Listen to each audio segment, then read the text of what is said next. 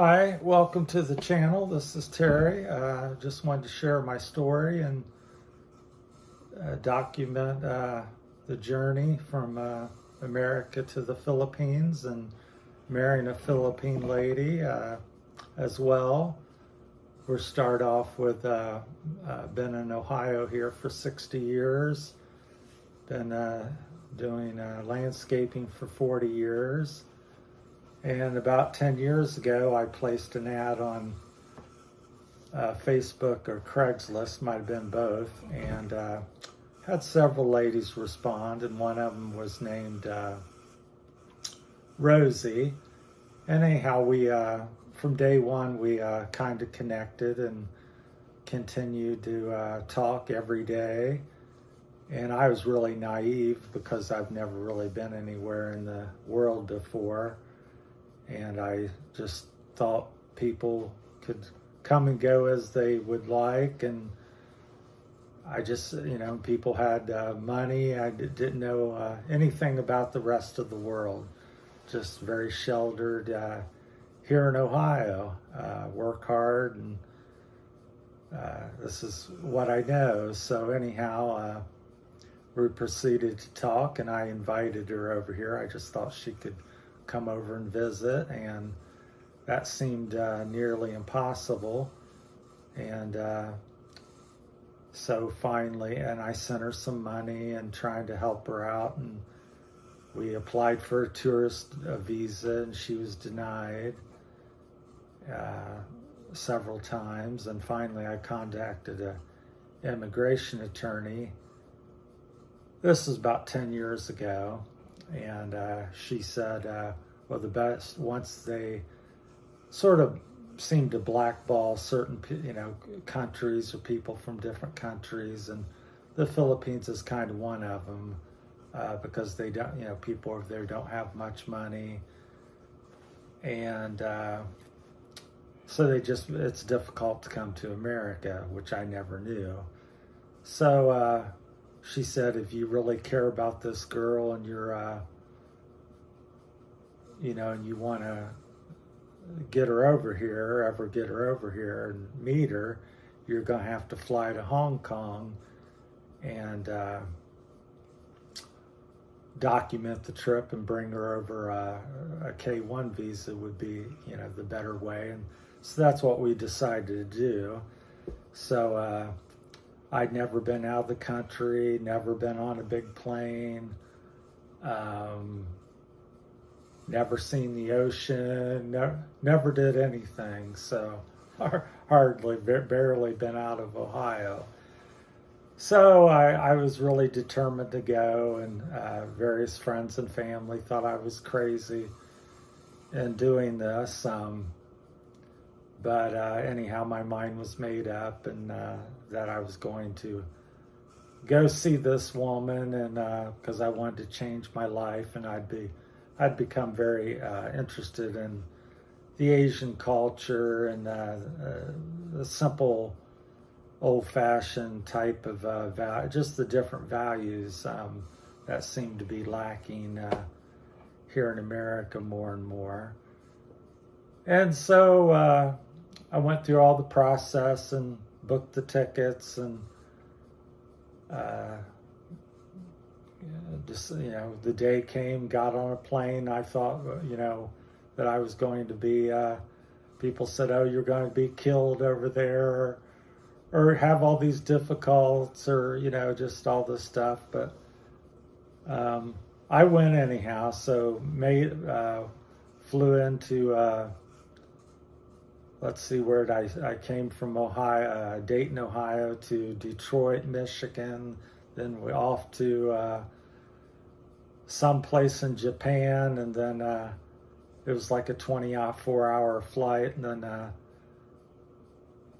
flew in. They said we were over Hong Kong and arrived in Hong Kong, and I was never been, like I said, never been on a plane, and we were dropping out of the sky, and it was really the clouds and the fog. I couldn't see nothing, and it says we're approaching the airport, the captain said, and looked down, and the clouds started to glow, and finally I started seeing lights in the airport, and we took off and landed, and bear with me here, and so landed, and everybody got on shuttles and took off. I'd never seen such a place. Hong Kong was, the airport was really big and had little subway trains, and so thankfully I'd requested assistance in getting places. So there was a nice young lady there with her sign saying, Kugler, and she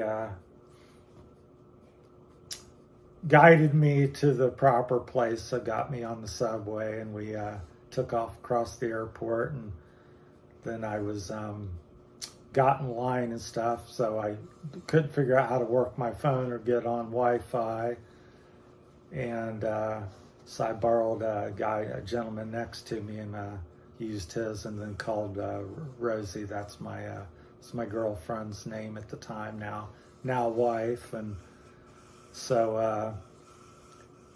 I contacted her, and she says, "Oh, I'm on the other side of the aisle and stuff, and I see you." And I said, "Well, I don't see you yet." So finally, I went through the line. We met for the first time, and yeah, it was just such a wonderful experience, and she, showed me all through Hong Kong. I was there for like 14 days, and it was real exciting. We went to the Peak, a place called the Peak. It's really high up on one of the mountains overlooking Hong Kong.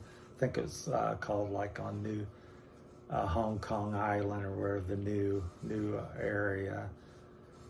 And we went to the 10,000 Buddhas, or whatever that was, and just a wondrous time. And that just opened my eyes and to just a different culture, different places in the world, and planted the seed in my mind, an adventure to travel. So that leads me to making this video, and to share my story with, trials and tribulations of getting somebody over here, and all the steps you need to do, and the process in doing that. And now we're planning on moving back to the Philippines and going through that process as well. So we're, struggling with COVID and selling our things, and I have a small landscaping business here, so dealing with that. And and once again, it's all new to me. I had never gotten on a computer until I was 50 years old. So yeah, everything's difficult for me. I'm not a necessarily a YouTuber. I guess I'm going to learn how to be. But I have no drones or editing software or anything like that. So hoping the videos, if you stick with me, that they get better, and my stories get better. So if you have any, just wanted to welcome everybody, and this is the first video I'm going to upload, and it's not unedited and shot with my smartphone. And so if you could please be kind to me, and